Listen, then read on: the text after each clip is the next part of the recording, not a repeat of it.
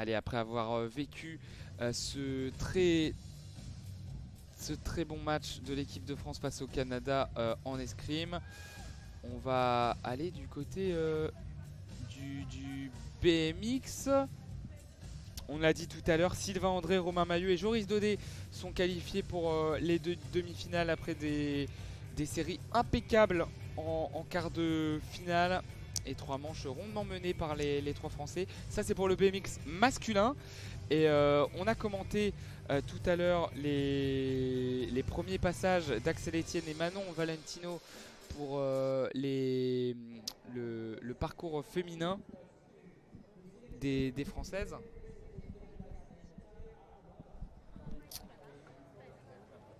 Mais on n'a pas commenté le passage de Manon Valentino et Axel Etienne.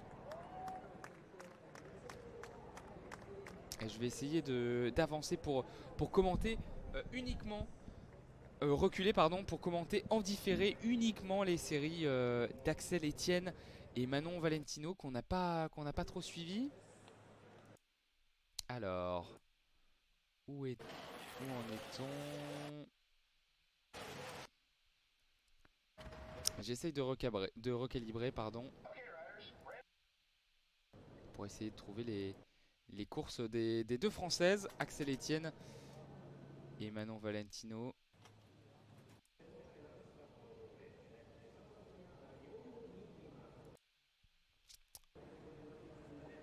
Des séries qui ont eu lieu donc pendant le quart de finale de l'escrime qu'on a commenté tout à l'heure.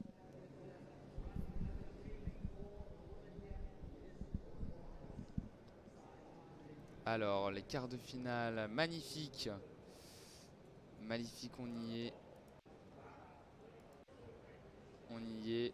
Alors, on va commenter les dernières manches. On a commenté la première manche tout à l'heure des Françaises, avec Axel Etienne et Manon Valentino. Axel Etienne qui avait fini 3ème de sa série, Manon Valentino 5ème. Pour rappel, il faut être dans les 4 premiers à l'issue des 3 manches des quarts de finale pour passer. Sachez que pour la deuxième manche de ces quarts, Axel Etienne a fini également 3ème de sa run, de sa deuxième manche. Voilà, on va le noter. Et Manon Valentino, pour la deuxième manche, a fini. Donc elle qui a fini avec une décevante 5ème place, mais qui a eu un petit souci, qui a été bousculée par la Suisse Classen. Elle a fini 5ème aussi de sa deuxième série. Ah, ça va être compliqué pour Manon pour passer. Ça va être compliqué pour Manon Valentino.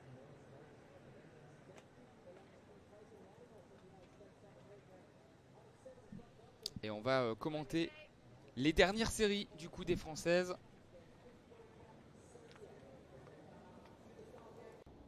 Alors là, la première, il n'y avait pas de Manon d'Axel Etienne ou de Manon Valentino, donc on va avancer.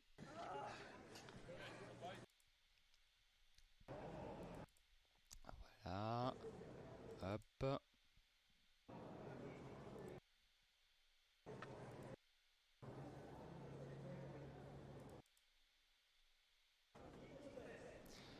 Voilà, la course d'abord d'Axel Etienne, qui a fini 3ème de ses 2 premières manches et qui va donc démarrer. On va commenter ça dans les conditions du direct. Sa 3ème manche.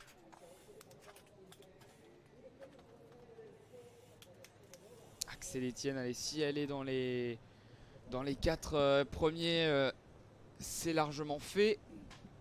Dans les 4 premières, elle est tout en haut de la butte de départ. On la rappelle, le BMX, ça commence en haut d'une butte de 8 mètres. Ensuite, on a 3 virages à gauche, plusieurs lignes droites, un parcours de 400 mètres avec quelques bosses. Et le départ qui va être lancé, elle est 2ème en partant de la droite sur la ligne de départ, pardon, juste à côté de la néerlandaise. Et c'est parti, elle est un peu en retrait, Manon Valentino. C'est Laura Smulders et Felicia Stansfield qui sont devant la néerlandaise et l'américaine. Elle est à la 3e position. Axel, pour l'instant ça passe pour la finale, c'est bien. Allez, Axel qui est toujours 3e dans la roue de l'américaine Stansfield. Deuxième virage dans cette course. Deuxième virage, elle est dans la ligne droite. Première bosse, deuxième passage Bosley, troisième passage Bosley. Dernier virage et elle est toujours au 3e derrière Smulders et Stansfield. Mais attention, ça revient un peu derrière elle. Le finish et ça va passer sans problème pour Axel Etienne qui verra donc les demi-finales demain à 10h. 3e derrière Smulders et Stansfield. 3 fois deuxième dans ses manches. Et ça passe donc pour les demi-finales. On va jumper tout de suite sur la série. La dernière manche de Manon Valentino. Elle qui a fini 5e sur les 2 premières manches. C'est pas des bons résultats. Et du coup, elle doit essayer d'être première, de gagner sa course, Manon Valentino, pour se donner toutes les chances d'être dans les 4 premières de sa série et se qualifier. Pour l'instant, c'est la Britannique Bethany Shriver qui avait fini première de ces 2 séries. Et Zoé Claessens et Lauren Reynolds, la Suissesse et l'Australienne, qui ont fait 2 et 3. Deuxième et troisième, puis troisième et deuxième dans les 2 premières manches, qui sont donc deuxième et troisième. Et donc ça se joue entre Saya Sakakibara, l'Australienne, Manon Valentino et la Lettonne Vineta Peterson. Allez, Manon, réussir sa série. Voilà, les coureuses qui vont se mettre sur la ligne de départ. Avec de droite à gauche sur la ligne Reynolds, Claessens, Sakakibara, Manon Valentino qui est au centre de la ligne de départ. Shriver et Vineta Peterson. Le départ qui va bientôt être lancé. Allez Manon, gagner la série pour passer en quart. Après 2 décevantes 5e places.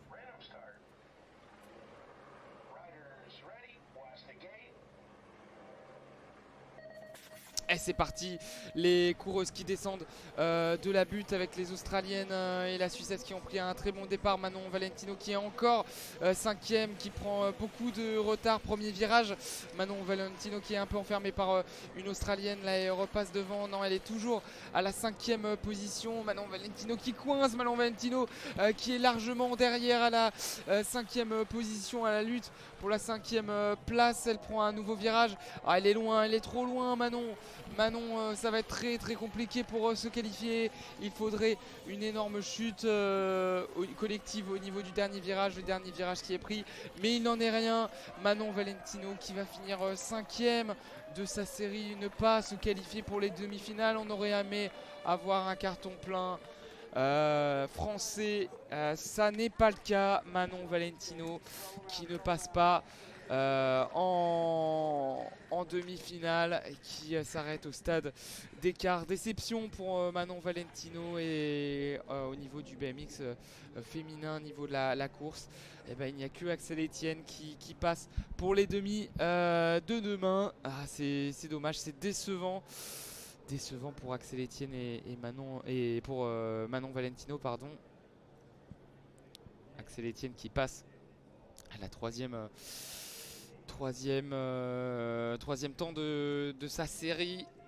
Axel Etienne qui coince. Décevant. Manon Valentino, décidément je confonds les deux. Décevant pour Manon qui ne verra pas les demi-finales. Voilà pour le BMX. Et en revanche, les hommes qui sont tous passés, hein, Sylvain André, Romain Mailleux et Joris Daudet, tous en demi. Demain, ça sera à 10 h.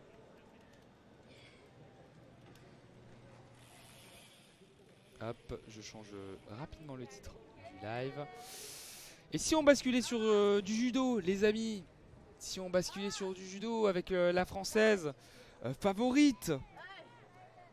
Ça s'est joué il y a quelques instants, je vais commenter ça en différé comme si on était en direct. Madeleine Malonga, moins 78 kg féminin, qui est en 8e de finale. C'est la favorite du tournoi. La numéro 1 mondiale. Et on va aller donc direction le judo. Je vais relancer le live, désolé pour le son qui va peut-être être un peu fort au niveau de l'ambiance. Voilà, allez, on va aller du côté du judo, trouver le tatami.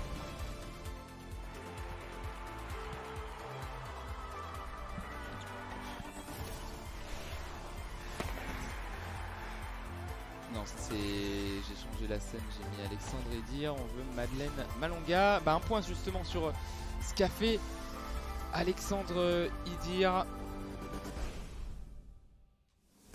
Hop, Alexandre Edir qui était opposé à Zelim Kotsoyev et qui malheureusement a perdu son 16e de finale par un Wazahari. C'était en catégorie des moins de 100 kg masculin. Plus de Français engagés sur ce tableau. Il faudra donc faire confiance à Madeleine Malonga aujourd'hui. Si elle passe sur son match. On n'avait pas l'adversaire tout à l'heure. On va la prendre en direct. Alors j'ai du mal à trouver le judo. Où est le judo sur notre... Ah voilà, le judo sur notre écran de retour. On va revenir un peu en arrière et au combat de Madeleine. Ah, on n'est peut-être pas sur le bon tatami. Non, on n'est pas sur le bon tatami. Il me semble. Ouais, c'est les hommes. Voilà, on va aller sur le tatami féminin. Et chercher Madeleine. Alors, où est-ce qu'il est le combat de Madeleine?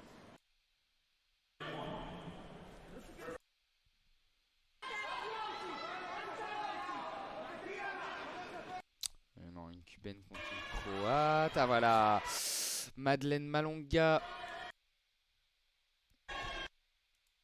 On n'avait pas le...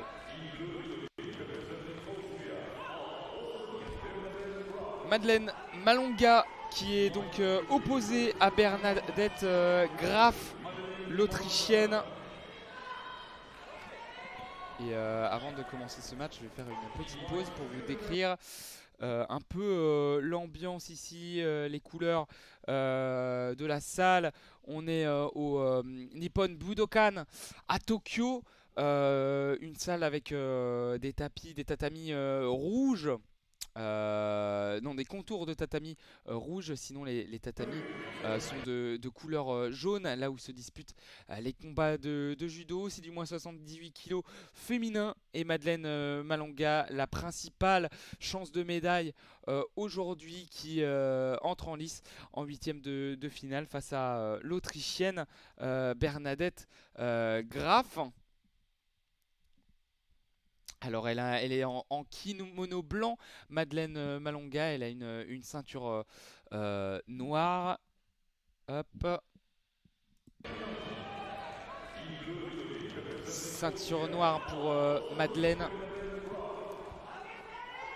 Championne du monde 2019, double championne d'Europe 2018-2020. Madeleine Malonga qui se présente, 27 ans, face à Bernadette Graf. Et c'est parti, 4 minutes pour ce combat entre la française et l'autrichienne. Et direct, premier coup involontaire de Madeleine Malonga qui a mis une petite main au visage de l'autrichienne. Elle s'excuse. Et c'est reparti. Madeleine qui est rentrée dans son combat. On est sur le bas du tatami. Elle tient le haut du corps de Graf. Elle tente un premier mouvement avec un Ushimata et un mouvement de pied qui a renversé l'Autrichienne. Mais pas de points distribués après ce Ushimata. Elle n'est pas tombée sur les épaules l'Autrichienne. Et encore le combat, oui, et Wazahari qui passe pour Madeleine Malonga sur le côté du tatami. Elle a fait tomber elle a crocheté avec sa jambe droite l'Autrichienne qui est tombée sur une épaule. Résultat, ça donne Wazahari. Elle a fait basculer l'Autrichienne. Et donc sur l'épaule gauche, 1-0 donc pour la Française, 3 minutes 22 à jouer dans ce combat. Et la Française qui est bien partie dans ce combat et dans ce tournoi. Et ça s'accroche au niveau du haut du corps entre les deux. L'Autrichienne qui est en kimono bleu, la Française en kimono blanc. La Française qui essaye de crocheter la jambe droite de l'Autrichienne. L'Autrichienne qui reste sur ses appuis. La Française qui domine pour l'instant son combat. Elle essaye de soulever l'Autrichienne. Elle est encore tombée sur l'épaule. Et Ippon, les deux épaules ont touché selon l'arbitre. Ippon est fin du combat. Victoire de Madeleine Malonga sans problème face à l'Autrichienne. Bernadette Graf, c'est parfait pour la confiance pour la suite de la compétition. Il restait 2 minutes 54, il n'en est rien pour Madeleine Malonga, la favorite, numéro 1 mondial, qui s'impose face à l'Autrichienne Bernadette Graf. Eh ben, c'est bon ça les amis, on vit une médaille avec l'argent et l'aviron avec les Françaises Laura Tarantola et Claire Beauvais. La qualification de 5 engagés en BMX, de 4 engagés en BMX sur 5.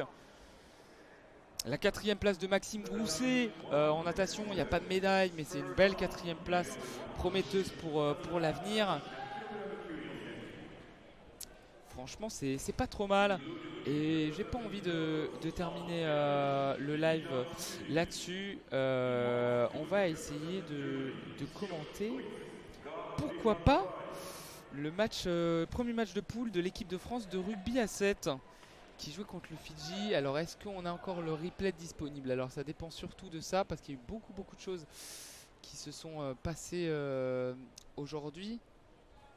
Ah, il me semble que je n'ai plus de... Ouais, j'ai plus le replay malheureusement du rugby à 7 féminin. Ah dommage, j'aurais bien aimé vous commenter le rugby à 7.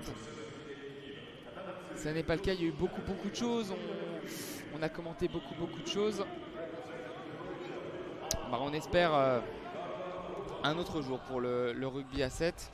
C'est dommage, juste pour vous dire que l'équipe de France du coup était engagée à 2 heures. Je vous ai pas donné le résultat tout à l'heure parce que je pensais qu'on allait commenter ça en différé. Ça sera pas possible, le retour en différé n'est plus disponible malheureusement.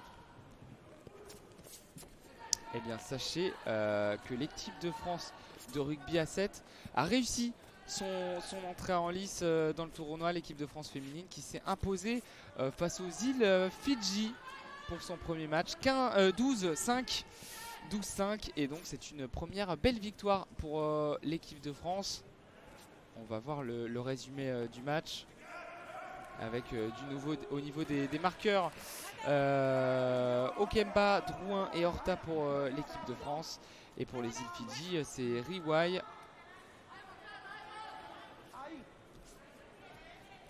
5 points donc pour Okemba qui a mis un essai. Un essai de la capitaine Fanny Horta. Et 2 points de Caroline Drouin qui a effectué une pénalité. Voilà pour l'équipe de France. On va mettre un peu de musique. On va arrêter le son du judo. Pour faire un petit bilan de ce qui s'est passé et de ce qui se passe au niveau des JO. Donc voilà, la victoire de la France en rugby à 7 face aux Fidji pour son entrée en lice. Ça c'est parfait. Au niveau du BMX, les Français... Attendez, je vais arrêter l'enregistrement.